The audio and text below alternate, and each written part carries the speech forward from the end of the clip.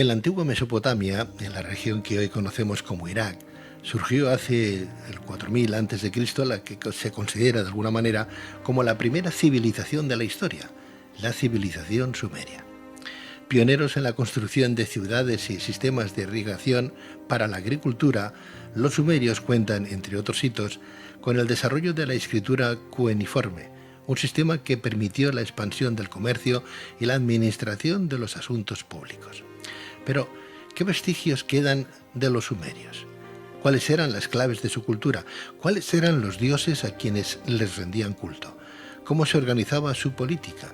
Bien, pues para responder a estas y otras cuestiones tenemos con nosotros a Felip Masó, licenciado en Historia Antigua y Arqueología por la Universidad de Barcelona y especialista en el Próximo Oriente Antiguo. Felip Masó, muy buenas noches. Hola, buenas noches, ¿qué tal? Bienvenido. Muchas gracias. Región de Mesopotamia, Oriente Medio, en lo que hoy es Irak, alrededor de 4000 años. Antes de Cristo. Siempre antes de Cristo, sí. O sea, estamos hablando de 6000 años antes de Cristo. Justo, 6000 años, sí. Sin embargo, yo he leído por ahí, Felip, que seguramente estarían errado o lo leí mal, 9000 años de alguna civilización anterior a la Sumeria. ¿O no? Lo que pasa es que lo primero que hemos de diferenciar es lo que es civilización de lo que es hábitat humano, digamos. Nosotros consideramos la civilización a partir del momento del asentamiento humano, de las primeras ciudades, de las primeras organizaciones políticas, de las primeras ciudades-estado, y eso se genera en el sur de Mesopotamia, en el actual sur de Irak, hacia el 3600, 3500 antes de Cristo. Antes sí, evidentemente habían grupos humanos que formaban grupos y aldeas, pero no eran comunidades con lo que consideramos hoy en día civilización, con todo lo que eso implica. ¿Fue la primera ciudad-estado, por ejemplo, cómo era? ¿Ur? Ur es una de las ciudades-estado, sí. Uruk sería la que normalmente se pone como ejemplo de la primera ciudad, pero la primera ciudad es un concepto abstracto, siempre que nosotros tenemos la necesidad de enumerar las cosas. Pero la ciudad emergió de forma simultánea en este contexto geográfico del sur de Mesopotamia. ¿Un grupo de tribus que se van reuniendo, se van juntando, se van haciendo grandes? Es uno de los enigmas de los sumerios. Los sumerios no sabemos exactamente de dónde surgen. Sabemos que los tenemos asentados en el sur de Mesopotamia hacia esta época, hacia el 3600, 3500, del 3400 ya aparecen estas primeras ciudades, pero su origen todavía es desconocido. Más que nada porque se debe a los cambios geográficos que sufrió también el Golfo Pérsico en la última época glaciar, entre el 10.000, 12.000 a.C. hasta esta época del 3000, cuando los mares todavía no estaban configurados, y es posible que el origen de los sumerios esté hoy en día sumergido bajo las actuales costas del Golfo Pérsico. ¿Podríamos estar hablando de civilizaciones atlantes? No tanto eso, simplemente que las civilizaciones o las culturas previas a los sumerios ya existían, pero la tierra estaba más retirada y con el aumento del volumen de las aguas con el deshielo, estas tierras originales quedaron sumergidas y los sumerios fueron ascendiendo hacia el norte. Por tanto, las primeras comunidades o los ancestros de los sumerios asentados hoy en día en el sur de Irak, pues tendrían que estar en el sur, todavía más al sur, donde todavía hay las aguas del Golfo Pérsico. ¿Qué tenían de especial estas poblaciones, estas ciudades-estados? ¿Por qué han llegado a nuestros días pues con la repercusión que ofrecen? Bueno, en primer lugar porque junto con Egipto es de la primera civilización, como decía, como lo que entendemos como civilización, con el concepto de ciudad, el concepto de monarquía, concepto de escritura, concepto de todo lo que nosotros hoy en día nos referimos como civilización. Y lo que aportó, pues como elemento principal, fue la escritura. Una escritura que nació no con el contexto de lo que conocemos en la escritura que sirve para todo, sino que nació con una idea más contable. El mundo sumerio es un mundo carente de muchos materiales y para su obtención necesitaba comerciar. Entonces, lo que es el germen de la escritura fue una contabilidad, y de esa contabilidad acabó surgiendo lo que sería la escritura, que es una de las grandes aportaciones de los sumerios. ¿Ciudades amuralladas? Sí. Ciudades ya amuralladas, con murallas potentes, que incluso tanto los mitos como la epopeya de Gilgamesh, como la misma arqueología contrasta. Son ciudades grandes de 400 hectáreas de extensión, bien amuralladas y bien fortificadas y muy bien diseñadas. ¿Estaríamos hablando de una población de...? Eso ya también es difícil, porque normalmente la arqueología que pueda excavar en extensión todo un mismo periodo es difícil, pero se podría hablar tranquilamente en el caso de Ur, por ejemplo, que quizás es más conocido, entre 20 y 30.000 habitantes, si no un poco más, pero es complicado. O sea, no tenían competencia cercana. Bueno, las ciudades-estado en Mesopotamia se calcula, o se sabe, mejor dicho, que como mínimo habían entre 18 y 20 ciudades-estado que se repartían en un territorio que iría desde un poco más al sur del actual Bagdad hasta el Golfo Pérsico. Por tanto, competencia sí que había, y de hecho las primeras guerras documentadas surgen precisamente por la necesidad de controlar los canales del Tigris y del Éufrates, y con esos canales irrigar las áreas de cultivo. No eran muy frecuentes, pero ya empezaban a haber los primeros conflictos que quedan testimoniados también con las primeras inscripciones. Felipe, ¿y por qué en esa zona? ¿Y por qué no en Alemania? ¿Y por qué no en Francia? ¿No? El origen de la... El origen, pues el apogeo de una cultura, el crear una ciudad-estado, una civilización con su primera escritura la cuneiforme, ¿no? Sí. ¿Por qué en esa zona? Cada civilización, cada cultura tiene sus tempos. Y muchas veces estos tiempos dependen también del contexto geográfico e histórico en el que se muevan. Los sumerios, como decía, necesitaban imprescindiblemente moverse para conseguir productos. En Mesopotamia es muy rica en lo que es agricultura, pero es carente de cualquier otro material. No tiene madera, no tiene piedras preciosas, no tiene metales, no tiene nada más que tierra. Entonces lo que necesitaba era salir de su área de confort, digamos, ir a buscar aquello que necesitaba.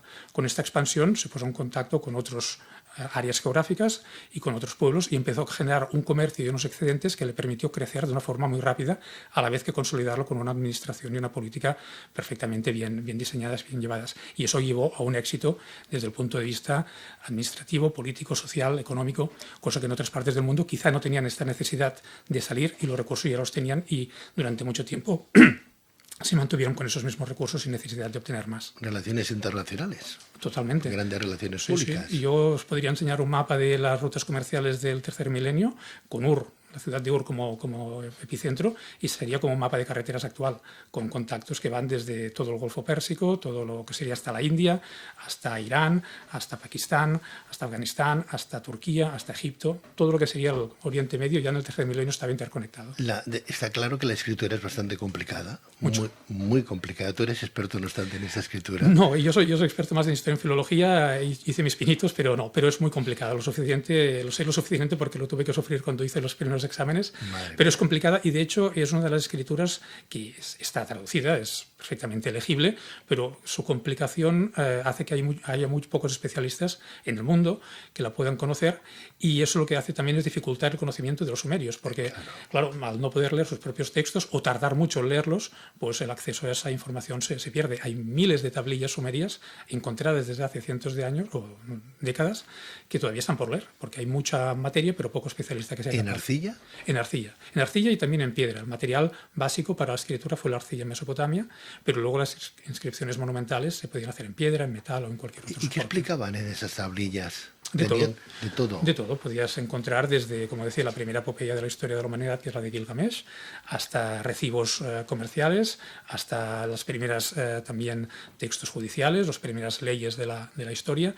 Cualquier cosa, desde el momento que se hizo el cambio de chip, de dejar de pensar en el registro contable y poder pasar a registrar por escrito todo aquello que verbalmente pronunciábamos, entonces ya tenías carta libre como hoy en día para poder explorarlo todo. Tendrían una biblioteca tremenda guardando todas las tablillas, porque estamos hablando de tablillas de ¿cuánto? ¿De un palmo de Hay de tablillas, altura? mira, el otro día precisamente me llegó una información de una tablilla que habían encontrado, que estaba en el Museo de Múnich, que hace 2 centímetros por 1,5, y allá hay más de 150 signos. Por tanto, las tablillas pueden ser minúsculas o pueden ser monumentales. Normalmente, el concepto de tablilla es como lo que entendemos hoy como en el móvil. Sí. Un elemento que sea capaz de sostenerse en una mano y que con la otra, con el cálamo, puedes hacer las incisiones. Por tanto, hablaríamos de tablillas de 10 a 15 centímetros por 5 por 10 de ancho. Una cosa manejable que fuera para poder utilizar como nosotros lo utilizamos. ¿Contratos? ¿Habría contratos? Contratos matrimoniales, herencias, transmisiones de bienes, compraventa, absolutamente de todo. ¿El pueblo tendría nombre y apellido cada uno o el apellido es más tarde? ¿Cómo se identificaba? Normalmente, y esto es curioso y todavía funciona bastante así en el mundo del Oriente actual, y es que el apellido es más el nombre del padre. Es decir, yo soy el hijo de mi padre. Soy Felipe Ben, que sería hijo de Gonzalo. Pues yo soy el hijo de Gonzalo. No hay un apellido en el sentido que nosotros tenemos. El apellido paterno es el nombre del padre, para así decirlo. Hijo de en el buen sentido, hijo del padre, hijo del padre del padre, hijo del padre del padre del padre. Es como una cosa clánica que el gran padre de la familia pues va transmitiendo su nombre, más que su apellido, su nombre. Y de hecho, muchas formaciones estatales y políticas tienen el nombre. Es un nombre personal que se ha ido transmitiendo y ha acabado configurando el nombre del clan.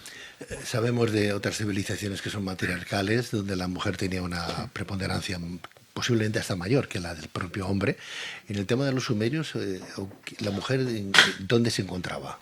Bueno, los sumerios no eran una civilización en este sentido muy moderna. De hecho, siendo la primera civilización, es lógico que, y en el contexto en que se encontraban, el que llevaba la voz cantante era el padre, y el hombre, y la mujer no es que quedara relegada a un segundo término absolutamente, tenía sus posibilidades económicas, estaba protegida por el Estado en cuanto quedara viuda, quedara desprotegida del ámbito familiar, fuera repudiada por el marido, es decir, tenía sus posibilidades, podía divorciarse en casos concretos que el marido pues no la cuidara bien, pero no tenía tampoco una independencia absoluta ni unos derechos exactamente iguales que el hombre. Entiendo que si la escritura era tan complicada, la lengua... Bueno, ¿qué lengua utilizaban? No, la lengua era, claro, no lo conocemos porque no ha llegado ningún sumerio hasta nosotros para poderlo escuchar.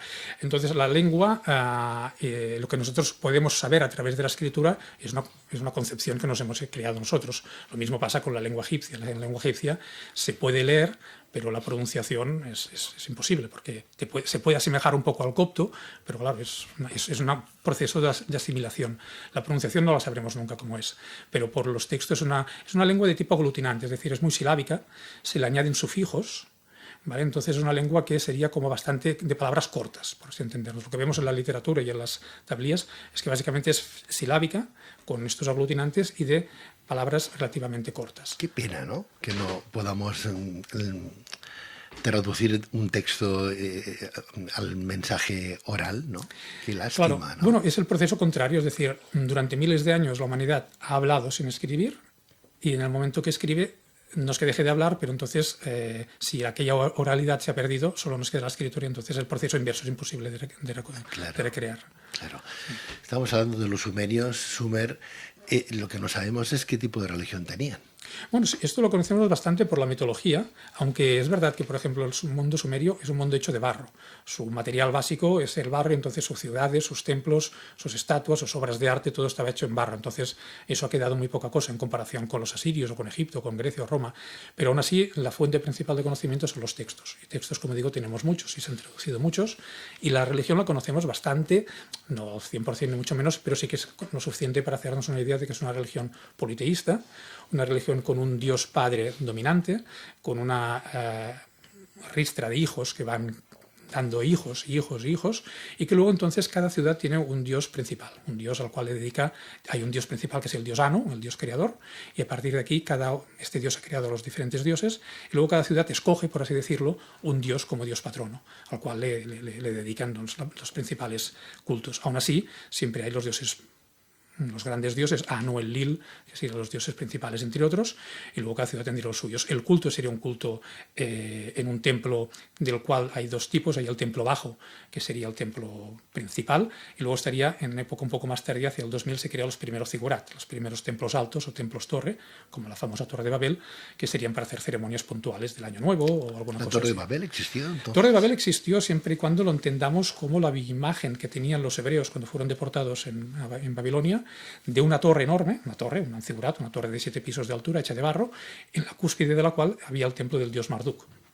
Esto es lo que era la Torre de Babel en su origen, un gran templo, un templo alto, donde se celebraba principalmente la fiesta del Año Nuevo, en la primavera, donde el dios se transformaba en forma de virgen, el rey subía, copulaban y de esta manera se llevaba a cabo la celebración del Año Nuevo y empezaba un ciclo nuevo de la vida. Entonces era una torre donde residía el principal acto fundamental de la creación del mundo cada año. Cuando los hebreos vieron aquello y vieron que aquello era la causa de que ellos estuvieran ahí, lo concibieron como una torre maligna, como el elemento más pecaminoso del mundo, ¿no? Y decidieron pues transformarla en un mito y destruirla. Y simbólicamente la destrucción de la Torre de Babel implicaba la destrucción de todo aquello que era pagano. Esto sería un poco la idea. ¿Exactamente qué relación había? ¿Marduk era un dios? Marduk era como el rey. Marduk era el dios. Ya estamos en el mundo babilónico por esto. Mundo sumerio existían muchos dioses. El dios Marduk existía, pero un dios poco importante. la ascensión de Marduk como rey de los dioses vino, y se explica en un mito que tienen los babilonios, que es el mito del Enuma Elish, en el cual Marduk, para salvar a los dioses, se enfrenta a un dios o un monstruo, digamos, terrible, y siempre a cambio de que cuando lo gane los otros dioses le ofrezcan el poder absoluto como rey de los dioses. Marduk logra vencer a Tiamat, que es el monstruo, y los otros dioses le convierten en el señor de los dioses, en el rey de los dioses. Pero es un dios que ascendió al poder de Babilonia justo con la ascensión también política de Babilonia, en el siglo XVIII-XIX a.C. Podríamos estar hablando hasta Navidades. Seguro. ¿Qué te parece si te invitamos en otro momento y seguimos hablando de Sumeria y lo que nos ha aportado a la civilización? Cuando queráis. Sí, Y tanto. porque es otro mundo. Sí, es un mundo fascinante. Es un mundo fascinante el mundo de Mesopotamia, porque te das cuenta que cuando rascas un poco estás rascando y estás encontrando los orígenes de nuestra propia civilización. Por muy lejos que queden, esos son los orígenes de nuestra civilización. Felipe, pues si te parece bien, la próxima semana estaría bien. Pues cuando queráis. ¿Sí? Sería Sumerias 1 y la próxima semana Sumerias 2. Perfecto. Porque podríamos hacer Sumerias 25. Sí. Tanto los que queráis. Sí, Felipe Massó, licenciado en Historia Antigua y Arqueología por la Universidad de Barcelona y especialista en el Próximo Oriente Antiguo, que además estás colaborando con... Arqueonet es una empresa de divulgación cultural, la que precisamente este año que viene vamos a hacer un viaje a Irak. Irak ha vuelto a abrir las puertas al turismo y el año que viene iremos precisamente a conocer el mundo sumerio. Me apunto a esa excursión. Ahí te esperamos. Muchas gracias, muy buenas noches. Muchas gracias. Gracias.